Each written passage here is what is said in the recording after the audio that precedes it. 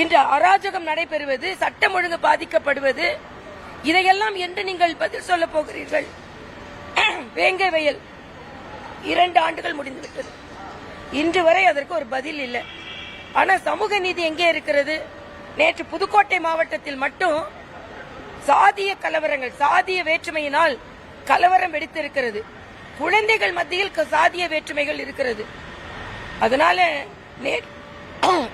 கடந்த ஒரு வாரமாக 4 ஆண்டை நாங்கள் முடிவு செய்துவிட்டோம், முடித்து விட்டோம் என்று கொண்டாடி கொண்டிருக்கிறார்கள். மக்கள் திண்டாடி கொண்டிருக்கிறார்கள். இந்த கொண்டாட்டம் இன்னும் ஒரு 10 மாதம் இது கடைசி கொண்டாட்டமாக இருக்கும். ஏன்னா மக்கள் அந்த அளவிற்கு பரிதவித்து போயிருக்கிறார்கள். மக்கள் எல்லோரும் மகிழ்ச்சியாக இருக்கிறார்கள் என்று முதல்வர் சொல்கிறார். எல்லாவற்றுக்கும் மேல இன்னைக்கு வரும்போது படிச்சேன், புதிதாக வருபவர்கள் எல்லாம் முதல்வர் கனவில் இருக்கிறார்களாம். ஏன் உங்கள் புதல்வர் மட்டும்தான் முதல்வர் கனவில் இருக்கணுமா? யாருக்கு வேண்டுமானாலும் முதல்வர் கனவு காண்பதற்கு தமிழகத்தில் உரிமை இருக்கிறது. ஆக என் புதல்வன் மட்டும்தான் முதல்வர் கனவு காண வேணும், மற்றவங்க யாரும் புதிதாக வர்றவங்க யாருமே முதல்வர் கணக்கு காண வேண்டாம்னு சொல்லிட்டு சந்தர்ப்பவாத மறைமுக கூட்டணி. சந்தர்ப்பவாத மறைமுக கூட்டணி யாரை சொல்கிறீர்கள்? நாங்கள் சந்தர்ப்பத்திற்கு ஏற்ப ஏற்படுத்தப்பட்டிருக்கின்ற கூட்டணி. இந்த சந்தர்ப்பம் திராவிட முன்னேற்ற கழக ஆட்சியை அப்புறப்படுத்தணும்.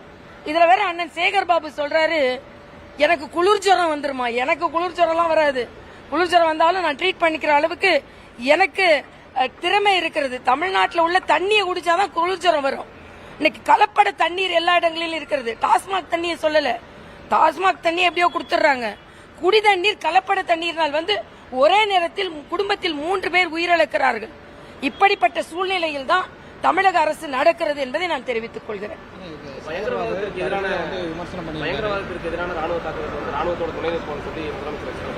இல்ல, அதைத்தான் நான் சொன்னேன். ராணுவத்தோடு துணை நிற்போம் நிச்சயமா இல்ல.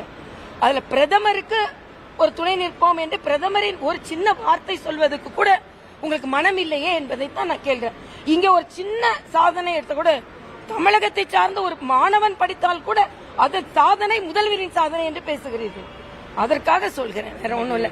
நீங்கள் பாராட்டிதான் பிரதமருக்கு பாராட்டு வர வேண்டும் என்று இல்லை, ஆனால் ஒரு பரந்த மனப்பான்மை கூட இல்லையே என்பதுதான் எனது கருத்து. நடத்தப்பட்ட தாக்குதலில் 2 பெண்கள் தான் முன்னணி வகிச்சிருக்காங்க. இதைத்தான் மரியாதைக்குரிய பாரத பிரதமர் அவர்கள் பெண்களுக்கு எந்த அளவிற்கு முக்கியத்துவம் கொடுக்கிறார் என்று எனக்கு பெருமையாக இருந்தது. இன்று ராணுவ நடவடிக்கையை மக்களுக்கு எடுத்து சொல்வது, பெண் அதிகாரிகள் இருந்து பெண்ணை புலியை முரத்தால் அடித்து விரட்டிய பெண்ணினம் உள்ள தமிழகத்தை சார்ந்த நாங்கள் அதை பார்த்து பெருமைப்படுகிறோம். இன்னைக்கு மரியாதைக்குரிய பாரத பிரதமர் வந்த பின்பு பைலட்டுகள் உலக தேசத்தில் இல்லாத அளவிற்கு ராணுவ பைலட்டுகள் பெண்களாக பணியாற்றி கொண்டிருக்கிறார்கள். ஆக பெண்கள் கூட பயப்படாமல் ராணுவத்தில் பணியாற்ற முடியும் என்பதை உறுதியாக நம் பாரத பிரதமர் வழிநடத்தி கொண்டிருக்கிறார் என்ற வகையில் பெருமை. அதே நேரத்தில் தீவிரவாத தாக்குதல் எந்த ரூபத்தில் வந்தாலும் அதை எதிர்கொள்வோம் என்று இந்த நாடு பெருமையாக எதிர்கொண்டிருக்கிறது என்ற வகையில் நமக்கு பெருமை.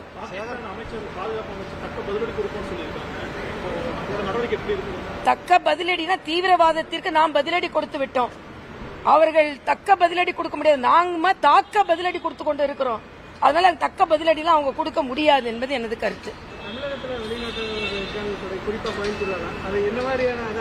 இல்ல, அதைத்தான் தமிழக அரசு சிகிச்சைக்கு வந்தவங்களை நீங்கள் வெளியேற்றுவதா, உங்களுக்கு மனிதாபிமானம் இல்லையா என்று கேட்கிறார்கள். சிகிச்சைக்கு கூட ஏற்பாடு செய்ய முடியாத ஒரு நாடு தீவிரவாதிகளுக்கு ஏற்பாடு செய்கிறது. இதுதான் மிகப்பெரிய கொடுமை. அவசர நிலைக்கு வர்றவங்க டிரான்ஸ்பிளான்ட் வந்தவங்களை அனுப்புறீங்களேன்னு கேட்கிறாங்க. டிரான்ஸ்பிளான்ட் எமர்ஜென்சி கிடையாது, இட்ஸ் ஆப்ஷனல். அதனால இன்றைக்கு நம் நாடு பாதுகாப்பாக இருக்க வேண்டும். அதற்கு யார் மீதும் பச்சாதாபம் பட முடியாது.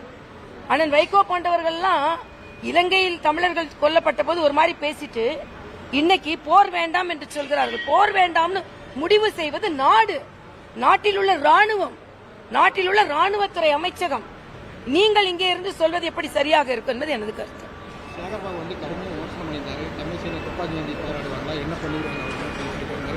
இரும்பு கரம் கொண்டு முதல்வர் அதை அடக்குவார். ஏன் இவ்வளவு கடுமையான தமிழிசை துப்பாக்கி ஏந்து போராடுவார். தமிழிசை துப்பாக்கி ஏந்தல, தமிழ்நாட்டு இங்க இந்திய பெண்கள் துப்பாக்கி ஏறி போராடி கொண்டிருப்பதை நாம் பார்த்து கொண்டுதான் இருக்கிறோம். அதனால நான் நேரா துப்பாக்கி ஏந்த வேண்டியதில்லை. நாங்கள் சொற்துப்பாக்கியை வைத்து இந்த ஆட்சியின் அவலங்களை எடுத்து சொல்லுவோம். அது துர்ப்பாக்கியமாக விளங்குகிறது இந்த துப்பாக்கி. ஆனால் அதை தாங்க முடியாமல் இன்று பதற்றத்தோடு முதலமைச்சரும் அண்ணன் சேகர் பாபு அவர்களும் நாலு ஒரு ஊழல் வழக்கு ஒவ்வொரு அமைச்சர் மீதும், இதுவரைக்கும் 9 அமைச்சர்கள் மீது ஊழல் வழக்கு இருப்பது 10 மாசம். ஒரு அமைச்சரோட ஊழல் வழக்கு 1 மாதம் நடத்தினா கூட அவங்களுக்கு நேரம் அதுல சரியா போகும்.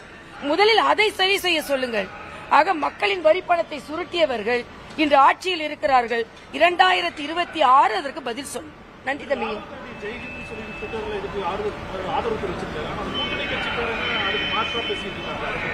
இல்லை, அதாவது ராகுல் காந்தியோ அண்ணன் ஸ்டாலினோ இன்றைய நேரத்தில் பாரத தேசத்துக்கு கூட நிக்கணும்.